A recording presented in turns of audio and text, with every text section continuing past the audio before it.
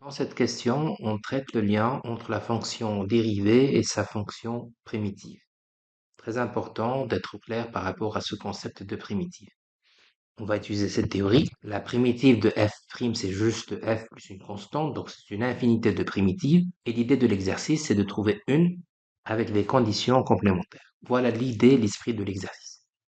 On va utiliser de la théorie. L'intégrale ou la primitive d'une somme, c'est la somme des primitives. Être clair par rapport à des formules. La primitive de 1, par exemple, c'est x plus une constante. La dérivée de cette forme composée, c'est f plus une constante. La constante renvoie vers une infinité de possibilités. Bien sûr, on a une deuxième condition qui est la valeur minimale de f est de 2. Théorie relative à ça, on sait qu'un minimum, maximum est atteint quand f' de x égale 0. Maintenant, essayons de développer la première condition. On sait que f de x, on est dans cette théorie, je remplace. La primitive de 1, c'est x. La primitive de e exposant moins 2x, c'est juste e moins 2x sur 2. On est dans cette théorie, plus une constante. Deuxième condition, on sait qu'un minimum est atteint quand f' de x égale 0. Donc on va résoudre cette équation. Je remplace f' par son expression.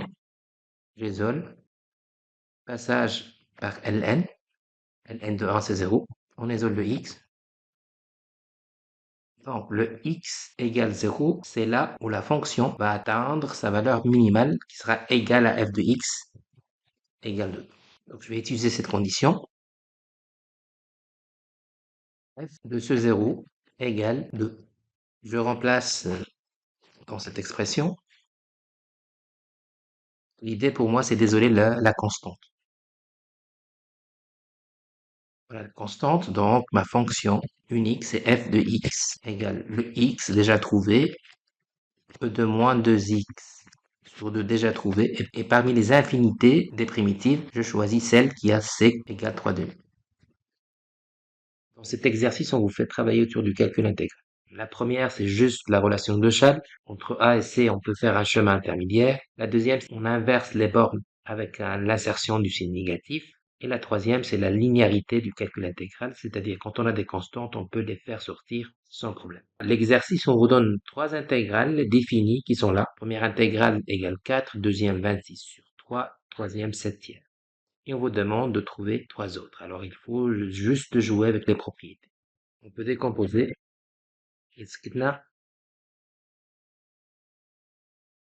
On peut déduire le A.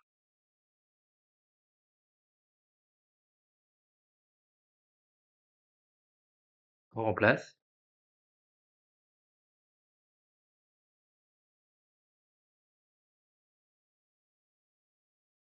On va inverser, on va permuter les bornes.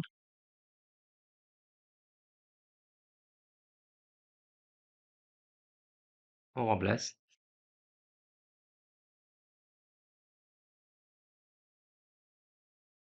La troisième, c'est juste la linéarité du calcul intégral. Je remplace.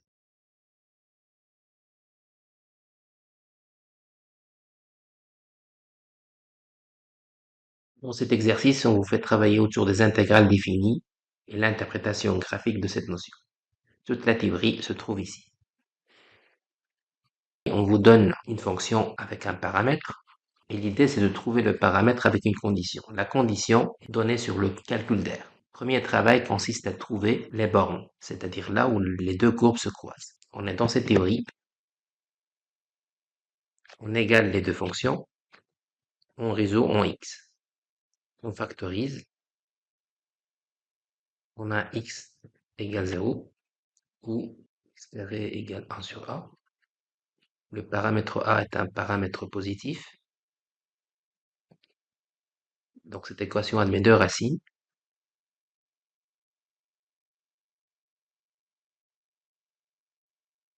Racine ici. Les deux valeurs sont opposées, on voit une symétrie par rapport au centre. Cette intégrale représente l'aire entre les deux courbes, y égale x et y égale f de x, entre 0 et 1 sur racine carrée de a. Cette aire-là représente la moitié de l'aire de monde, puisqu'on a une symétrie. 1 demi la moitié de 1/8. C'est là l'équation qui va nous permettre de trouver le paramètre A. Je primitive,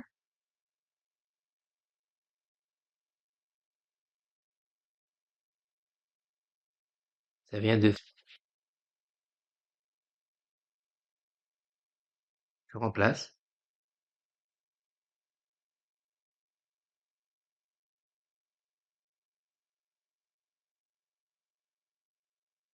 je simplifie,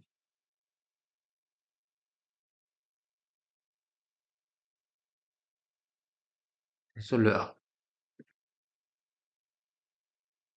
Dans cet exercice, on est dans une application de calcul intégral, encore une fois, de calcul d'air.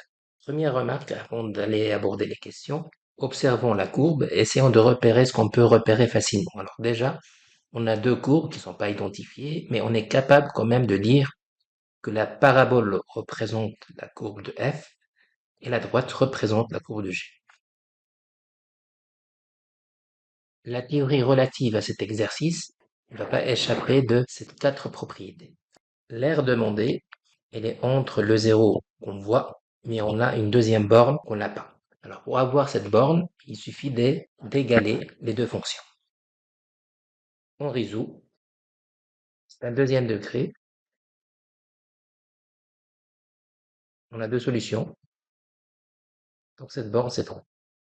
L'aire, on est dans cette partie-là, c'est plutôt la fonction g moins la fonction f, entre 0 et 3.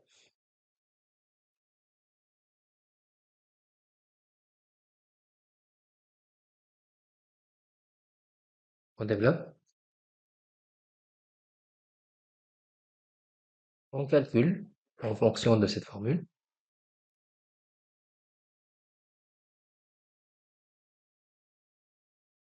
On remplace et on développe.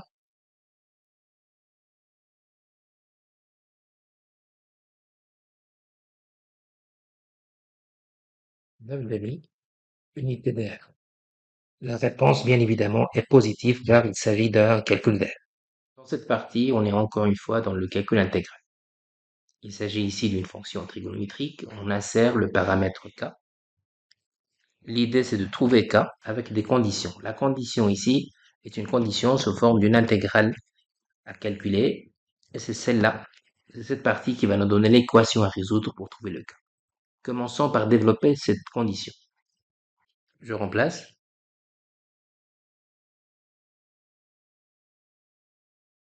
Je suis ici dans une intégrale d'une fonction composée trigonométrique. Je suis dans cette formule. Je primitive. Attention, la variable c'est x et la constante c'est k. C'est une intégrale définie, donc j'applique la règle.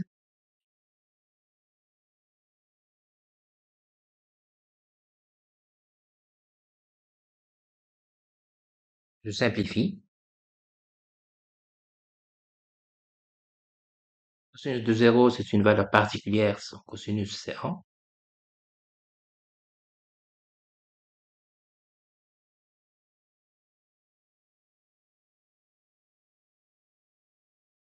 J'isole. Je tombe sur une équation trigonométrique. Je cherche des cas tels que cosinus de k égale 1. Ah, je suis dans cette partie-là. Les cas, c'est juste les multiples de 2pi. Il suffit de voir le cercle trigonométrique. Donc, il y a une infinité de valeurs pour k.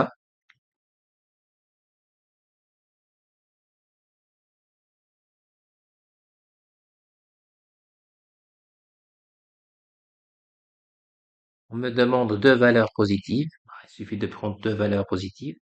Pour n égale 1, par exemple. Pour n égale 2, le k égale 4. Dans cet exercice, on est dans la partie intégrale définie, interprétation graphique. Dans la partie interprétation graphique, on est dans le calcul d'air. On observe le diagramme, on a deux courbes et on cherche l'air entre les deux courbes. On est dans la théorie classique. Premier travail consiste à trouver les deux bornes où les deux fonctions se croisent. Deuxième observation, on voit bien qu'il y a une symétrie par rapport au centre. Il suffit de prendre cette partie-là et de la multiplier par 2 pour trouver l'ensemble. Commençons par trouver les bornes d'intersection. On va égaler les fonctions.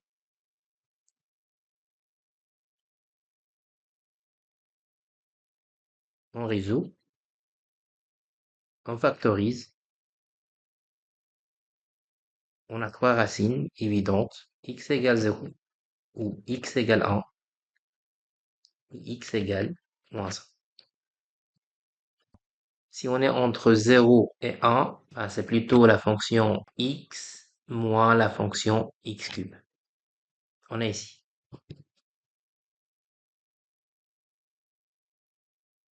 Les primitives avec la formule, ça donne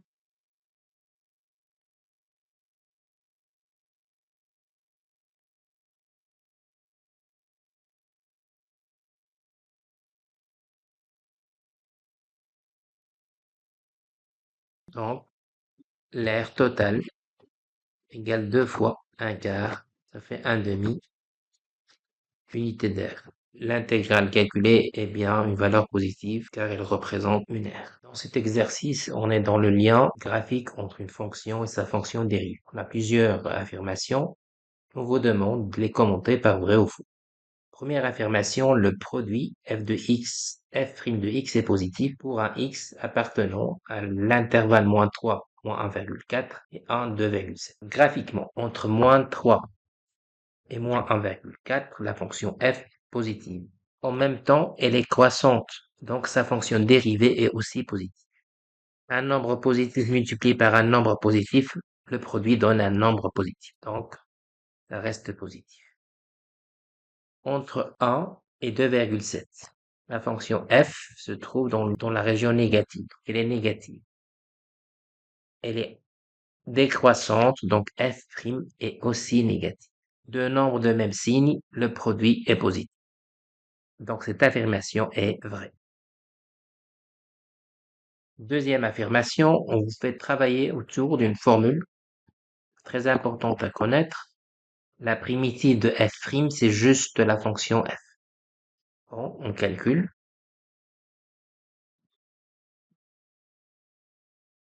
C'est-à-dire f de 1 moins f de 0. Et graphiquement, f de 1, c'est 0, c'est une racine. Et f de 0, c'est 1,5. Ça donne moins 1,5. Cette affirmation est vraie. Troisième affirmation, f' de x possède un minimum dans la partie où x appartient à l'intervalle en 4. Entre 1 et 4, la fonction f a bien un minimum, mais on n'a pas d'idée sur f'. La seule information qu'on peut dégager, c'est que je sais que f' sera négative entre 1 et 2,7 et f' positif entre 2,7 et 4. Donc je sais que f' va s'annuler forcément, mais on n'a pas une idée sur le minimum ou le maximum. Donc celle-là est fausse. Dans cet exercice, on vous fait travailler autour des intégrales définies. On fera appel à cette théorie. La courbe de la valeur absolue de f, la relation de chaîne concernant le calcul intégral, et bien sûr l'interprétation graphique de l'intégrale définie. Commençons par tracer la courbe de la valeur absolue de f. Pour chaque partie qui se trouve dans le plan négatif, je prends sa symétrie par rapport à l'axe x. Cette partie est déjà positive, donc elles sont confondues. Dans la partie négative, c'est une symétrie par rapport à l'axe x. Et pour la partie positive, restez confondu. Voilà la courbe de la valeur absolue de f. Appliquons maintenant la relation de chaque. Jusqu'à 1, c'est là où ça change de signe.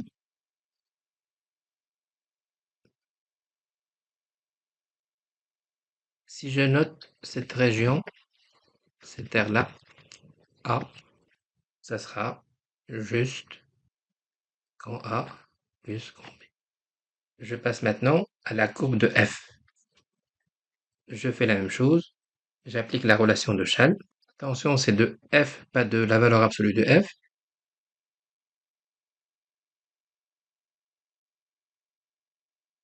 J'applique l'interprétation. La première partie, ça sera le 1. Par contre, la deuxième partie, ben, ça sera l'opposé de B. On voit bien qu'on a deux valeurs différentes. Conclusion, on n'a pas de l'égalité, donc l'affirmation est fausse.